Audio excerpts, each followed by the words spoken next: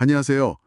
지난번엔 부모는 교사, 목자, 그리고 파수꾼이라는 역할에 대해 좀 살펴봤었죠. 네, 맞아요. 그 영적인 세계의 질서나 뭐랄까, 영적 목마름 같은 거요. 네.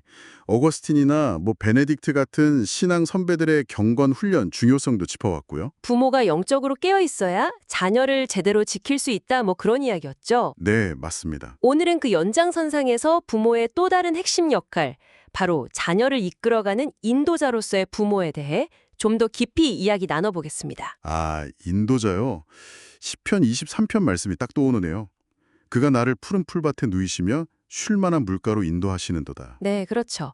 목자가 양을 가장 안전하고 좋은 곳으로 이끌잖아요. 그것처럼 부모도 자녀를 이 험한 세상, 광야 같은 곳에서 푸른 초장으로, 그러니까 참된 진리와 생명이 있는 곳으로 인도해야 한다는 거군요. 네, 그 최종 목적지가 바로 복음, 그리고 구원인 거죠. 복음과 구원. 근데요, 이게 현실에서는 좀, 안타까운 모습도 보이거든요. 어떤 모습일까요? 자료들을 보면 소위 붕어빵 크리스찬이라고 하죠.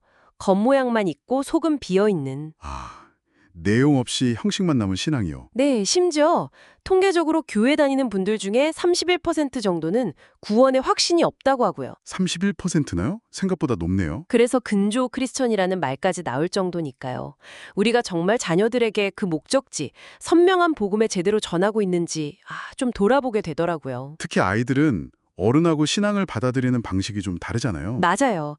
그 특성을 이해하는 게 중요해요. 그냥 머리로만 이해하거나 학습적으로만 접근하거나 네, 감정에 따라서 막 좋았다가 식었다가 하기도 하고요. 친구 따라서 분위기 따라서 휩쓸리기도 하고요.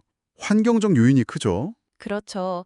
또 크면서 생각이 계속 변하니까요. 가변적이기도 하고요. 이런 아이들의 눈높이에 맞춰서 복음을 꾸준히 전하는 게 정말 중요하겠네요. 그래서 우리가 인도해야 할 그 목적지, 구원이 과연 뭔지 명확하게 아는 게 우선입니다. 구원요? 흔히 그냥 천국 가는 거라고 생각하기 쉬운데 네, 물론 그것도 포함되지만 성경이나 교리를 보면 훨씬 더 깊은 의미가 있거든요. 과거의 죄, 그 죄의 형벌로부터의 구원, 이게 칭이고요. 칭의. 그리고 현재, 우리가 살아가는 동안 죄의 권세로부터 구원받는 거, 이게 성화죠. 네, 성화. 그리고 미래에는 죄라는 존재 자체로부터 완전히 해방되는 영화, 이 모든 걸 포함하는 거예요. 와, 그러니까 죄로부터의 완전한 해방이군요. 그렇죠. 세상 속의 새가 아니라 그냥 하늘을 마음껏 나는 독수리처럼 완전한 자유. 이 자유가 삶의 모든 영역을 바꾸는 힘이 되는 거고요. 그 놀라운 구원으로 가는 길, 그 길을 안내하는 지도가 바로 복음이군요. 기쁜 소식. 맞습니다. 그리고 그 복음의 심장에는 누가 있나요?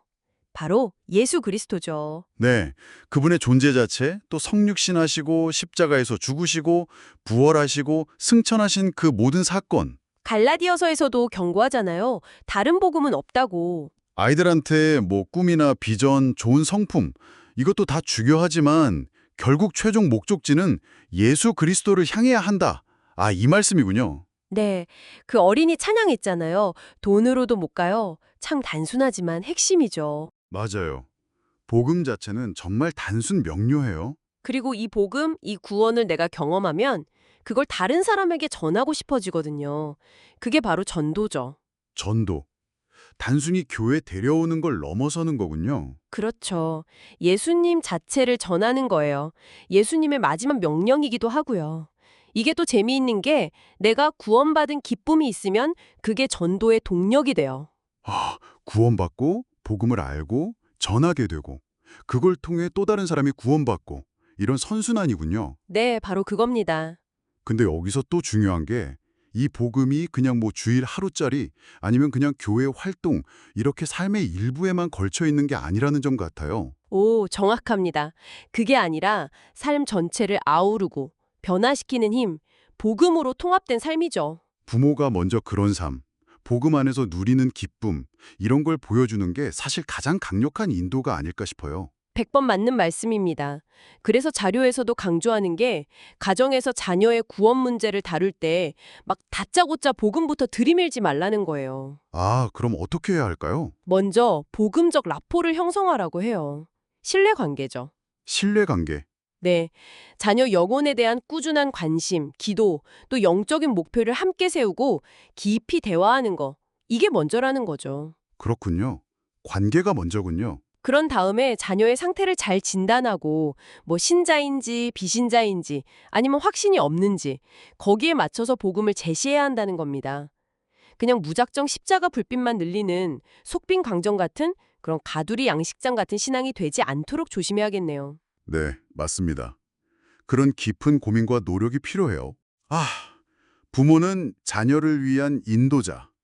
오늘 이 시간 여러분은 지금 자녀의 손을 잡고 어디로 인도하고 계신지, 또 정말 생명의 양식인 복음을 제대로 먹이고 있는지 한번 잠시 생각해 보시면 좋겠습니다. 어쩌면 이게 우리 사역의 성패를 가르는 가장 중요한 질문일지도 모르겠어요. 네.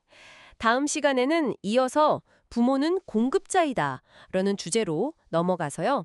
자녀의 여러 필요를 채워주는 부모의 역할에 대해 더 구체적인 이야기들을 나눠보겠습니다. 네, 부모는 공급자.